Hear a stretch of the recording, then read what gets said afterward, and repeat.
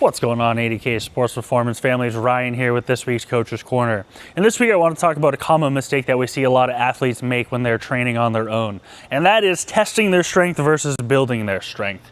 With my office being on one of our main fitness floors, I often hear athletes talking about their training and what they're doing for the day.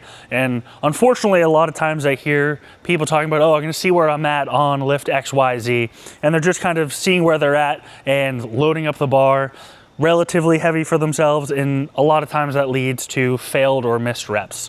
And unfortunately, that is not helping those athletes with their sports performance. While it may be something fun to do with your buddies, unfortunately, that's not really going to help us in terms of our sports performance. So making sure that we're coming into the gym and we're building strength, not necessarily going as heavy as we possibly can, and getting in good quality sets and reps is what's actually going to drive our improved performance in whatever sport that we may be doing.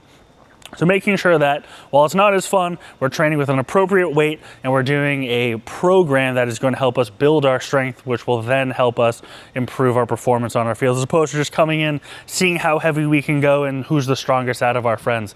Because sometimes you often see that the strongest athlete isn't necessarily the best skilled athlete or the best athlete on the field or court.